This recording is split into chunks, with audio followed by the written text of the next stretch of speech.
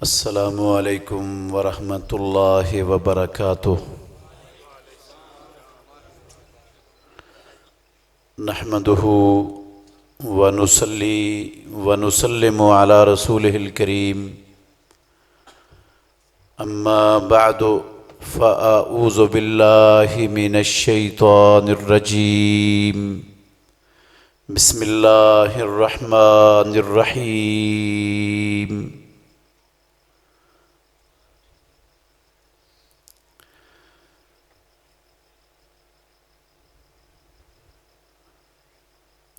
والذین هم علی صلواتهم یحافظون اولئک هم الوارثون الذین یرثون الفردوس هم فیہا خالدون۔ عزیز بھائیو، قابل احترام بزرگوں، ماشاءاللہ خطیب ایشیا کانفرنس میں علماء کرام اور خطباء اعظام کا سٹیج آپ کے سامنے سجا ہوا ہے۔ اللہ رب العالمین ہم سب لوگوں سے اپنے دین کی سربلندی کا کام لے لے، اور سننے والوں ہم سب کو جو ہم سنیں اس پر عمل کرنے کی توفیق عطا فرما دے۔ میں آپ کے سامنے کوئی لمبی گفتگو کرنے کے لیے کھڑا نہیں ہوا ہوں، بھائیوں کے اصرار پر حاضر ہوا ہوں۔ انشاءاللہ آپ کے اور آپ کے ان محبوب خطباء کے درمیان حائل نہیں ہونا چاہتا، بس اتنی سی گزارش کرنا چاہتا ہوں بھائیوں سے کہ آپ جو کچھ بھی سنیں، ہمارے معاشرے کا یہ طرز عمل اور رویہ بن چکا ہے۔ خطباء علماء گفتگویں کرتے ہیں، ہر بندہ سراہتا ہے، تعریف کرتا ہے، بہت اچھی گفتگو ہوئی، بہت اچھا خطاب ہوا، لیکن اس سے پوچھو کہ تیری سوچ، تیرا ذہن، تیری فکر، اس کے اندر کوئی تبدیلی آئی؟ جو کوتاہیاں تیرے اندر زندگی میں موجود تھیں ان کو چھوڑا؟ تو جواب صفر میں آتا ہے ہمارے معاشرے میں۔ میں آپ کی بات نہیں کرتا، میں پورے معاشرے کی بات کر رہا ہوں۔ ہم جو کچھ سنتے ہیں، سن کر جولی جھاڑ کر خالی خولی جیسے آتے ہیں ویسے ہی چلے جاتے ہیں۔ میرے بھائیوں، جب تک اللہ رب العالمین اور اس کے نبی کی مکمل عملاً اطاعت نہیں ہوگی، یہ بے شمار فتنے جو ہمارے معاشرے کے اندر برپا ہیں، ان فتنوں سے نجات اور نکلنے کا راستہ ممکن نہیں۔ اسلام صرف لا الہ الا اللہ محمد الرسول اللہ پڑھنے کا نام نہیں ہے۔ اپنے آپ کو مومن، مسلمان، اہل حدیث، اہل سنت، عاشق رسول، غلام مصطفیٰ کہلوانے سے بندہ اللہ رب العالمین کے ہاں ایمان والا نہیں بنتا۔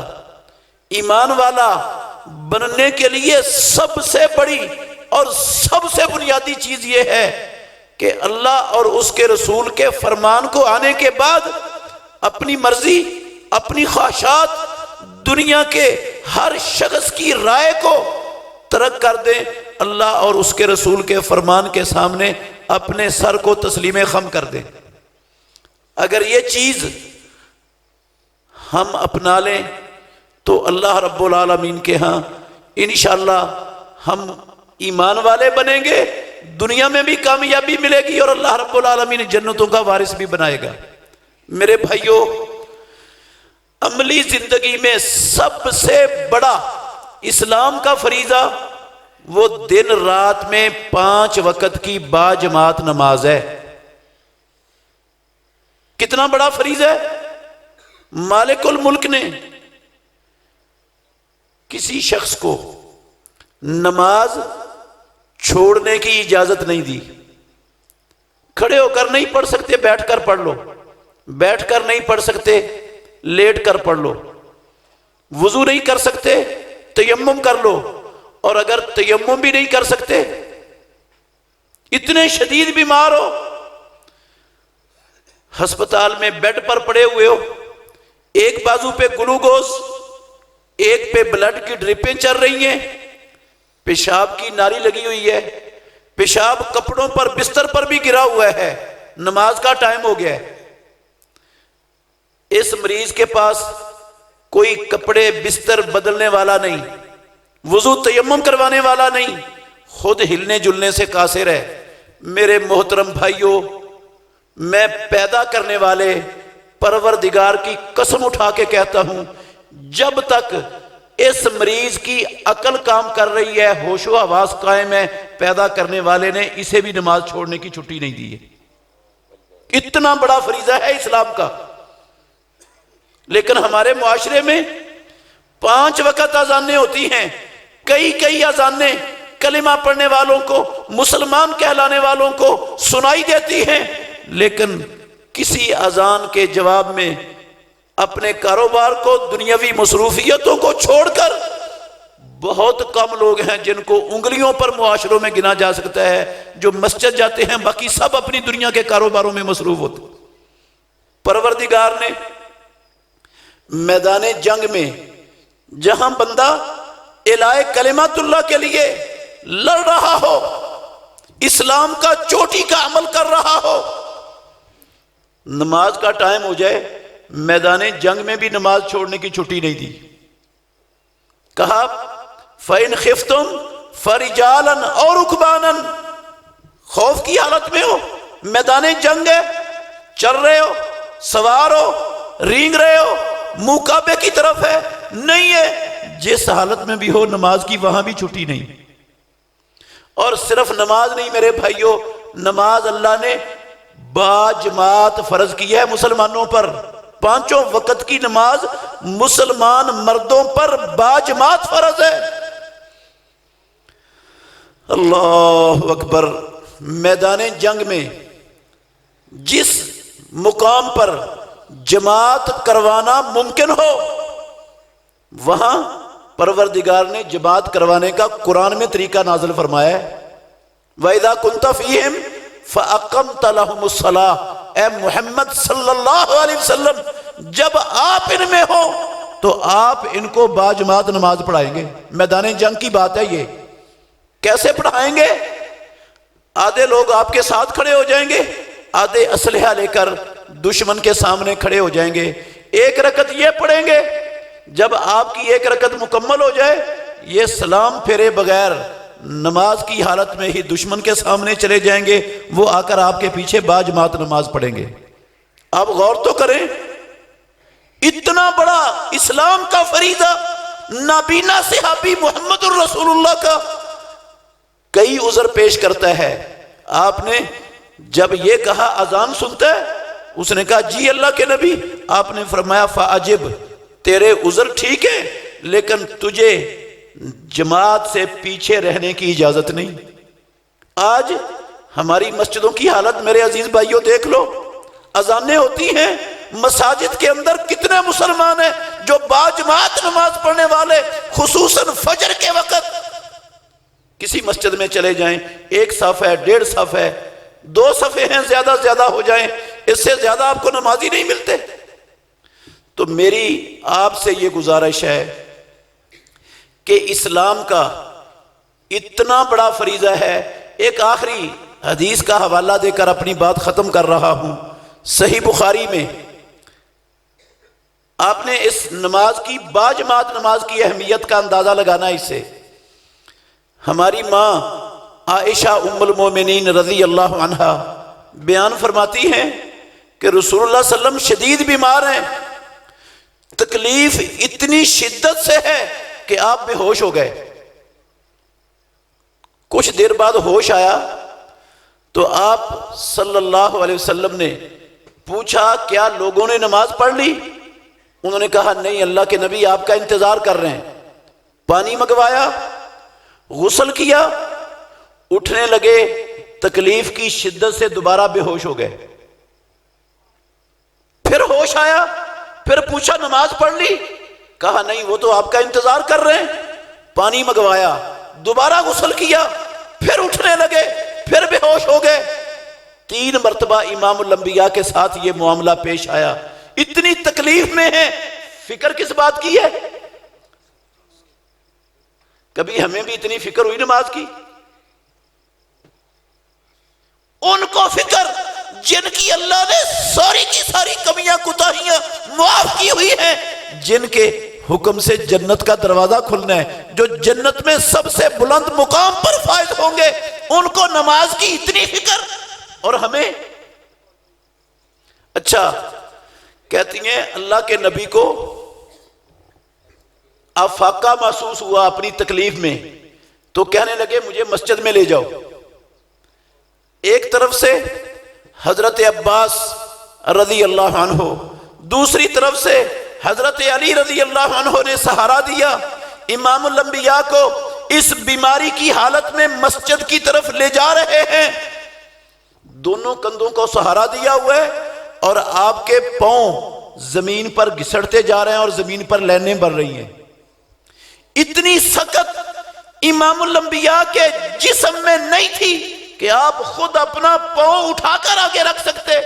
امام بخاری رحمت اللہ علیہ نے صحیح بخاری میں اس حدیث سے یہ استنباط کیا ہے، باب باندھا ہے، مسئلہ نکالا ہے اس سے کہ آدمی کتنا کو بیمار ہو تو اس کو جماعت سے پیچھے رہنے کی اجازت ہو سکتی ہے اسلام میں۔ انہوں نے یہ ثابت کیا ہے اگر ایک بیمار آدمی مسلمان 2 بندوں کے سہارے سے پاؤں گھسیڑ کر بھی زمین میں مسجد میں پہنچ سکتا ہے تو اسے جماعت سے پیچھے رہنے کی اجازت نہیں۔ میرے بھائیوں اتنا بڑا اسلام کا فریضہ، اور ہم پورے کے پورے خاندان بے نمازوں سے بھرے ہوئے۔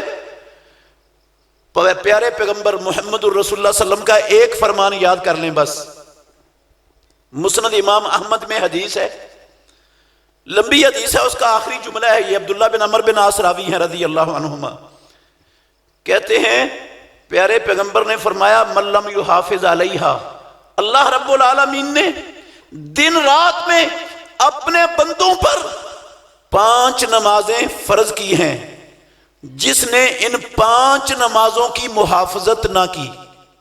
محافظت نہ کرنے کا مطلب ہے صرف فجر کی نماز پڑھتا ہے، ایسے بھی لوگ ملیں گے آپ کو، 2 نمازیں پڑھتا ہے دن میں، 3 پڑھتا ہے یا 4 پڑھتا ہے یا پڑھتا 5 ہے، لیکن جب دل کرے اپنی مرضی سے پڑھتا ہے، باجماعت پڑھنے کا اہتمام نہیں ہے، بغیر کسی عذر کے جماعت چھوڑ دیتا ہے۔ من لم یحافظ علیہا، جس نے 5 وقت کی نمازوں پر باجماعت محافظت نہ کی، قیامت کے دن یہ دن کی ایک پڑھی ہوئی نماز، 2 نمازیں، 3 نمازیں، 4 نمازیں قیامت کے اندھیروں میں اس کے لیے روشنی نہیں بنے گی۔ ولا برہانن، پروردگار کی عدالت میں اس کے لیے دلیل نہیں بنے گی۔ ولا نجاتن، جہنم سے نجات کا ذریعہ نہیں بنے گی۔ ناطق وحی نے کہا وَكَانَ مَعَ فِرْعَوْنَ وَقَارُونَ وَحَامَانَ وَأُبَيِّ بْنِ خَلْفٍ، ایسا بندہ جو نمازوں کی محافظت نہیں کرتا تھا زندگی میں، وہ قیامت کے دن فرعون، قارون، حامان اور ابی بن خلف کی صف میں کھڑا ہوگا۔ میرے بھائیوں جو نماز پڑھتا ہی نہیں، یہ تو اس کی بات ہے نا، جو نماز پڑھتا ہے وہ ان کے ساتھ کھڑا ہوگا، جو کبھی پڑھتا ہے کبھی چھوڑ دیتا ہے، جو پڑھتا ہی نہیں اس کا حشر کیا ہوگا، اندازہ تو لگائیں۔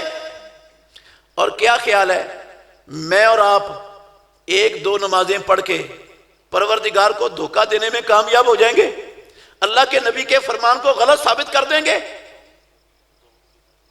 میرے محترم بھائیوں، پتہ نہیں ہے ملک الموت نے کب ہمارے پاس آ جانا ہے۔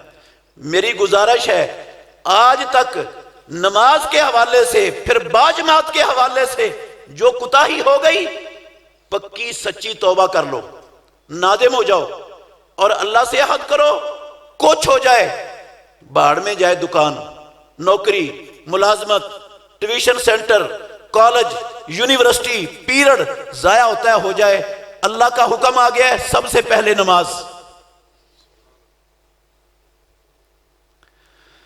اللہ اکبر۔ پیچھے جو رہ گئی نا آج تک، پروردگار ساری معاف کر دے گا، ان کی قضائے عمری دینے کی بھی ضرورت نہیں، سب معاف۔ پکی سچی توبہ کر لو، ورنہ میرے بھائیوں اگر ایک کان سے سن کر دوسرے سے نکالنے والی عادت ہماری رہی تو پھر کل قیامت کے دن پچھتانا پڑے گا، اور وہاں پچھتانا کسی کام نہیں آئے گا۔ اللہ ہمیں سمجھنے کی اور عمل کرنے کی توفیق عطا فرمائے۔ آخر دعوانا الحمدللہ رب العالمین۔